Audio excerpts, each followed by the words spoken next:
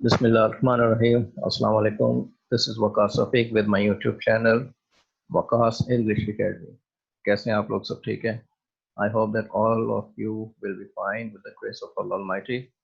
And those people who have not subscribed our channel, do subscribe to keep watching our latest videos.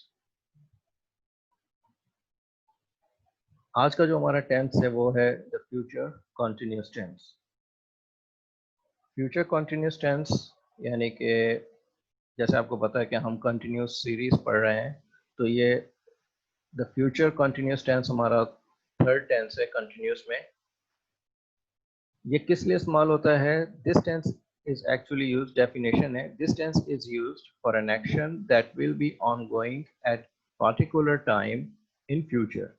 एक ऐसे काम के लिए हम इस्तेमाल करते हैं फ्यूचर कंटिन्यूस टेंस को कि मुस्तकबिल में एक काम एक वक्त, एक ख़ास वक्त पे हो रहा होगा, कंटिन्यू होगा, जारी होगा। फ्यूचर कंटिन्यूस को हम उर्दू में कहते हैं फ़ेल मुस्तकबिल जारी, यानी कि ऐसा काम जो मुस्तकबिल में जारी रहे।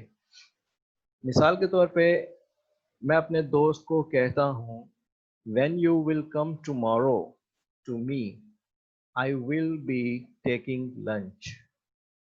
मैं अपने दोस्त से कहता हूँ कि जब आप कल मेरे पास आओगे तो मैं खाना खा रहा हूँगा।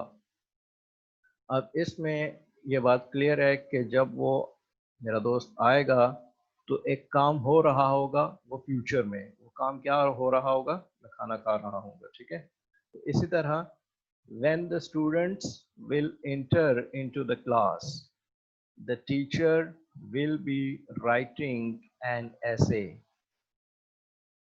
जब तालिबे इल्म क्लास में दाखिल होंगे तो उस्ताद एक मजमून लिख रहा होगा। तो ये सारे सेंटेंसेस जो हैं हमें बता रहे हैं कि फ्यूचर में ये काम एक ख़ास वक्त पे हो रहा होगा। ठीक है, रिकॉग्निशंस हैं हमारे पास, जो पहचान है, ऐसे सेंटेंसेस उर्दू में जिनके आखिर में रहा होगा, रही होगी, रहे होंगे वगैरह वगैरह। अब हम आते हैं इसके हेल्पफुल पॉइंट्स की तरफ।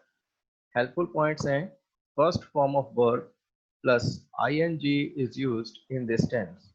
इस टेंस में भी फर्स्ट फॉर्म के साथ आईएनजी इस्तेमाल होती है।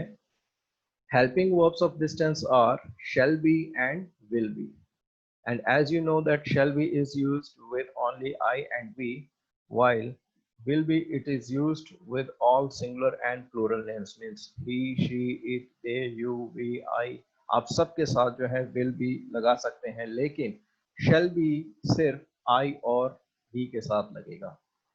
Short form of shall not is shan't, and short form of will not is won't। Let's come towards its simple sentences.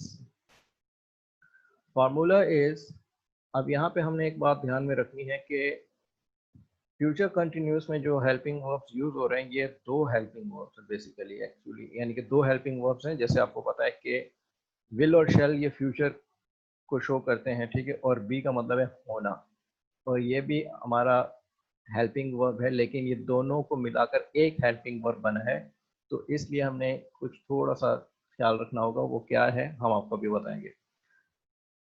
Formula है subject plus helping verb, first form of verb plus ING plus object plus full stop. Example, you will be playing football, आप football खेल रहे होंगे। We shall be watching movie, हम फिल्म देख रहे होंगे। अब ये तो सिंपल सेंटेंसेस थे, इसमें हमें इतना परेशानी नहीं हुई या कंफ्यूजन नहीं हुआ। कंफ्यूजन थोड़ा सा न्यू स्टूडेंट्स के लिए हो सकता है, लेकिन जो यूज टू हैं उनको इतना कंफ्यूजन नहीं होगा। नेगेटिव सेंटेंसेस में अब जिस कंफ्यूजन की हम बात कर रहे हैं वो क्या है?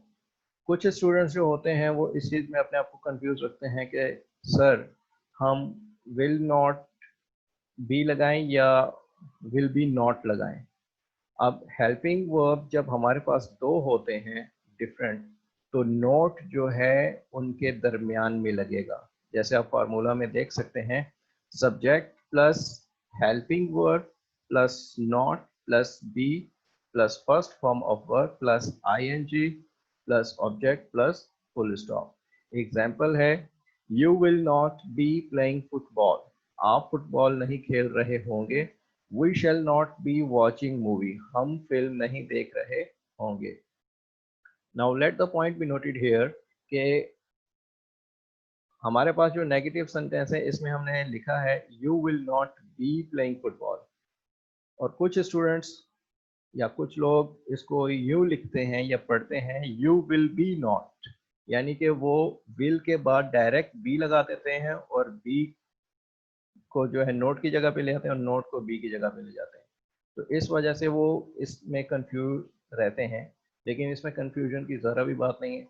सिर्फ आपको थोड़ा सा माइंड में एक बात रखनी होगी कि यू विल नॉट बी, यानी कि विल और बी समझे ये दोनों भाई बहन है, ठीक है। और भाई बहन में एक और छोटा भाई आ गया है, वो है note.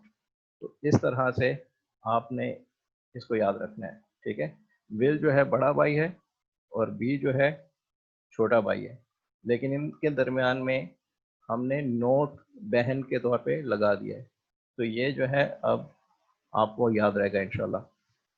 So you will not be playing football, we shall not be watching movie. Interrogative sentence पे आते हैं। फॉर्मूला है helping verb plus subject plus be plus first form of verb plus ING plus object plus question mark. Example है आपके सामने, will you be playing football, क्या आप football खेल रहे होंगे। Shall we be watching movie, क्या हम फिल्म देख रहे होंगे।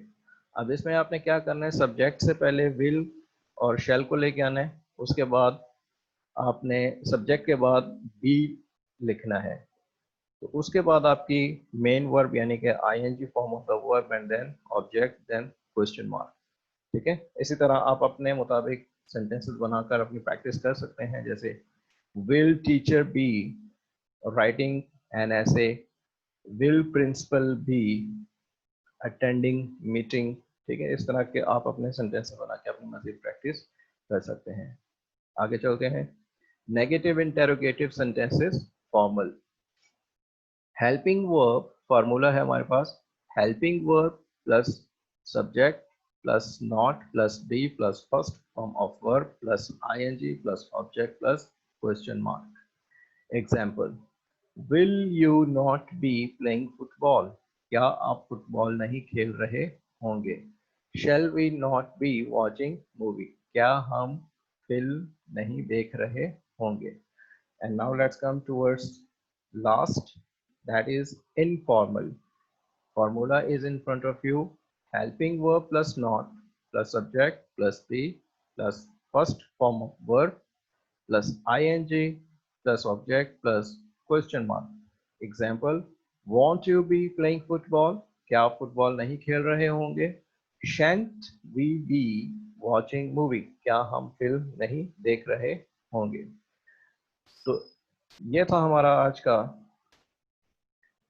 टेंस फ्यूचर कॉन्टिन्यूस टेंस जिसको हमने पढ़ा और प्रैक्टिस की।